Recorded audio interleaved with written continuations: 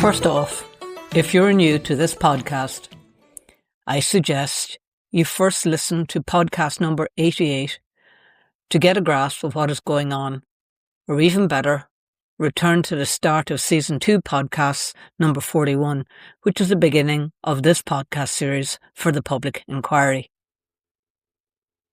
And if you listened to the last podcast and managed to stay with me through water framework directives, water bodies, mixing zones, natural background concentrations, and even the rather grandly named physiochemical quality elements, which apparently I managed to mispronounce in the last podcast, as my ever vigilant friends were quick to let me know, then take a bow and congratulations.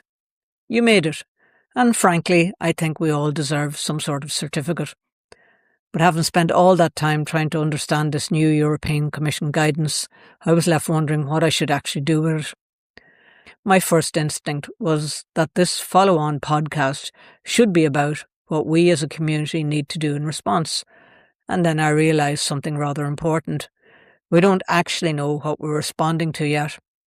We know that just before the inquiry broke, the applicants asked for this newly published European Commission guidance to be put before the inquiry. We know that the PAC subsequently admitted it. But what we didn't know yet is why.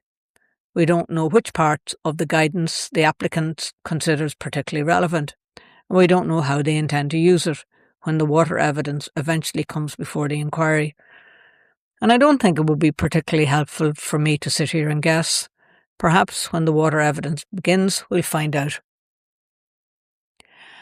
But having now read this document several times, I do know something I didn't know before. I know some of the things I want to listen for. And that brought me back to the question I asked at the end of the last podcast. Who speaks for the water? Because everybody else certainly seems to. The applicant speaks about it, the experts speak about it, the statutory bodies speak about it, the barristers will undoubtedly have quite a lot to say about it. And of course, we campaigners have spent years talking about it also. So perhaps just once, instead of all of us speaking for the water, we should let the water speak for herself. And if the rivers and burns and springs of these hills could speak, perhaps she might say something like this. Apparently you call me water body. I have to confess, I didn't know that was my name. I've had plenty of names over the years. Own Calloo, Own Ray, Burn, Stream, Spring and River. Some of you know me as the place where you fished as a child. Some know me as the river at the bottom of the farm.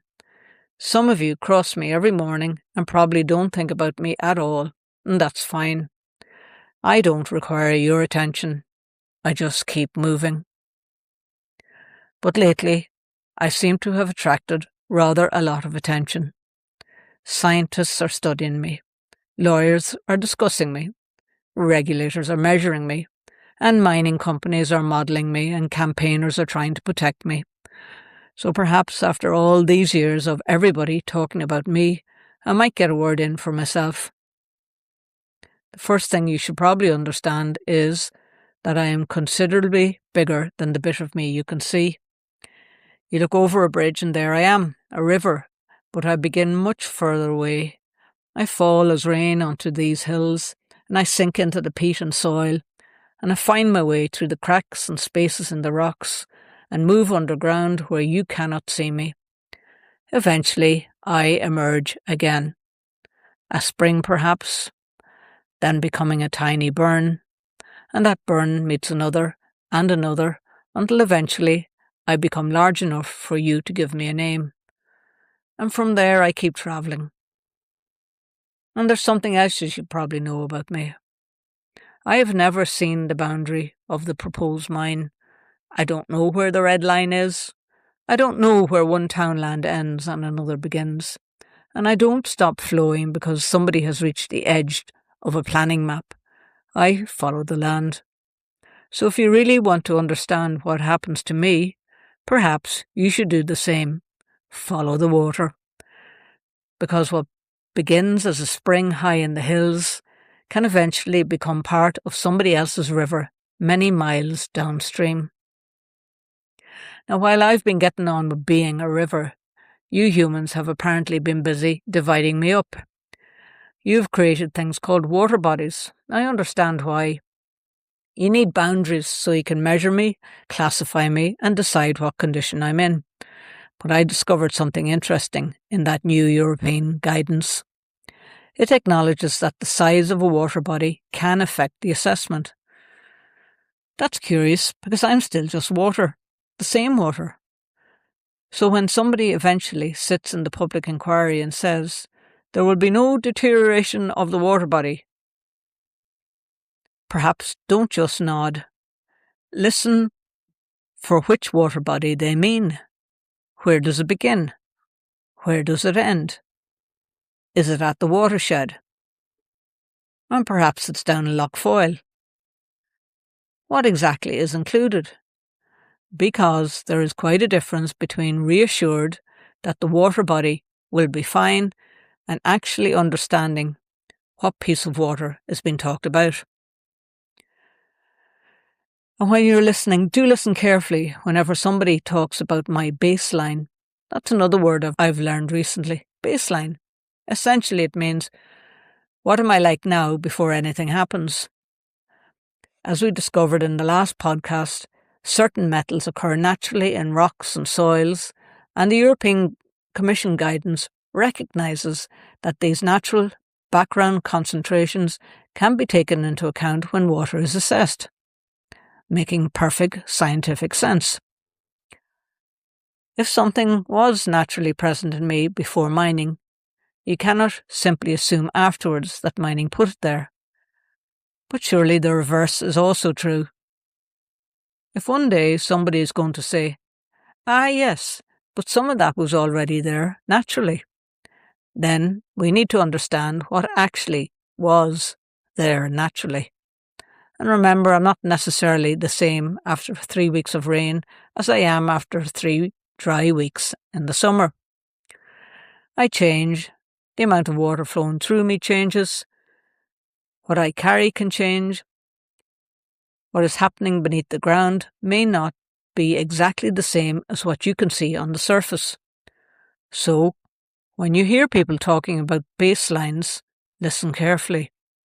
Because if we don't understand what before looked like, we may one day find ourselves having a very complicated argument about what after means.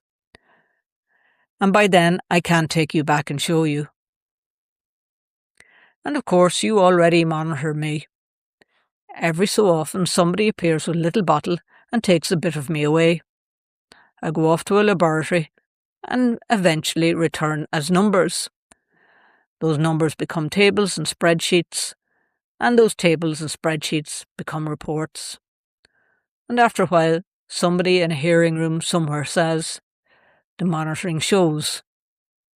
Listen carefully when you hear those words too, because that little bottle came from somewhere at a particular moment. Was I running high after a day of rain? Was I low after a dry spell? How often did somebody come back? What exactly were they looking for? If people are making decisions about my future, I very much hope that they monitor me. But do understand what the monitoring actually tells you. Because I'm not one bottle of water taken from one place on a Tuesday evening. I am a moving system. Which brings me to something else I also recently discovered about myself. Apparently I can have a mixing zone. Who knew? And we talked about these in the last podcast. It's an area around a discharge point where, subject to conditions, concentration of a pollutant may exceed the relevant environmental quality standards while the water body as a whole remains compliant. Now, I'm a river. Mixing things is something I'm particularly good at, so I understand the principle. But if the word mixing zone ever comes up when the water evidence begins, perhaps don't leave them floating around the hearing room as some abstract technical concept. Understand where the mixing zone actually is and what piece of river are we talking about. How far does it extend? What happens there when I'm running low?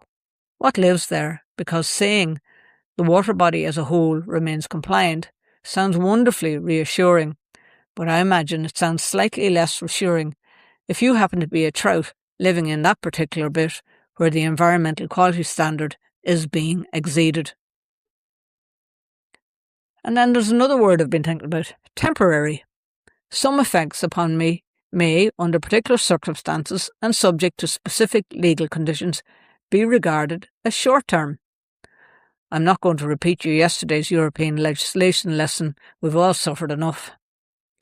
But if somebody eventually tells you that an effect upon me will be temporary, don't immediately assume they're wrong. Listen instead for something much more important. How did they know? What evidence sits underneath that prediction? What bespoke model was used? What assumptions were made? And what happens if I behave differently from the model? And will somebody actually come back afterwards and establish that I recovered in the way they predicted? And here we arrive once again at those two words from the last podcast, sufficient certainty. They come from the European Commission guidance itself. Before authorisation, the competent authority has to establish with sufficient certainty that a project will not cause deterioration or compromise the achievement of good status or potential unless the appropriate legal exceptions apply. And the guidance says that decisions should be based on soundly documented evidence beforehand. I like those words because often I hear other words, such as mitigation. Whenever something might happen to me, mitigation seems to arrive shortly afterwards. There will be measures, there will be controls, there will be monitoring. There will be systems designed to stop the things everybody is concerned about from happening. And I sincerely hope they all work. Believe me, I have absolutely no desire to prove anybody wrong. But if my future depends upon them, perhaps there is nothing unreasonable in listening carefully to the evidence that says they will work. Not simply on paper, but work here in these hills, in this geology, through wet winters and dry summers, and those days when the rain comes sideways, and I become something rather different from the neat blue line on your map. And that's really what I'm asking you to do when the water evidence eventually comes before the inquiry. Listen to the evidence underneath the conclusions. If somebody tells you I won't deteriorate, understand how they reached the conclusion. If somebody produces a model predicting what I will do in 10 or 20 or 30 years, understand what assumptions went into that model. A model isn't me, it's an attempt to predict how I might behave. And that is why good science matters, not the science that tells one side what it wants to hear. Good, independent science that follows the evidence wherever it leads. Because if you're going to ask everybody else for sufficient certainty, surely you have to be prepared to apply exactly the same standard to yourselves. And there's something else I'd also like you to remember. You've lots of names for me by now. Surface water, groundwater, water body, chemical status, ecological status, mixing zone. Oh, and I understand why. You need ways of describing and measuring me in order to protect me. But don't confuse the language you've invented to describe me with me. Groundwater doesn't reach the edge of a planning application and politely turn around. And a trout doesn't know whether it has just swum into a mixing zone. You created these classifications to help protect water. The danger comes if protecting the classification ever becomes more important than protecting the water itself. Because ultimately I don't know whether a spreadsheet says I am compliant. I only know whether I can still support life. So perhaps I can answer that question from the end of the last podcast. Who speaks for the water? Maybe I've been speaking all along, through the springs that rise where it has always risen, through the fish returning to spawn, through the little burn after 3 days of rain, through the chemistry inside that sample bottle, through the groundwater moving quietly beneath your feet. Perhaps the problem isn't that I don't have a voice. Perhaps you simply need to learn how to listen to it. Listen to the applicant's experts, listen to the statutory bodies, Listen to the objectors and their experts, and listen particularly whenever somebody tells you what will or will not happen to me. Ask something useful like, how do they know? What evidence lies underneath that conclusion? And does that evidence provide the sufficient certainty that the European Commission itself talks about? Because when the experts have finished, when the barristers have packed away their files, when the chairs in the hearing room are empty, I still have to come down from these hills, through the peat and through the rock, through the springs and the burns, into the Own Ray and the Own Calloo, and onwards through every community downstream. So I don't need you to decide my future before you've heard the evidence. I need you to understand the evidence well enough to recognise what my future might depend on. And when all talking finally stops, listen to me. You've been listening to the Save Our Sperms podcast, Voices from the Frontline. Thank you for joining us today. All the links you'll need, from campaign updates to our social media pages and resources mentioned in the conversation, are available in the show notes. Please take a moment to share this podcast with friends, neighbours, or anyone who cares about protecting our land and communities. And don't forget to hit the follow button on your podcast platform. It really helps the algorithm spread these voices further. Together, our voices are stronger. Thanks for listening, and until next time, keep standing with the land, the water, the air, and the people who protect them.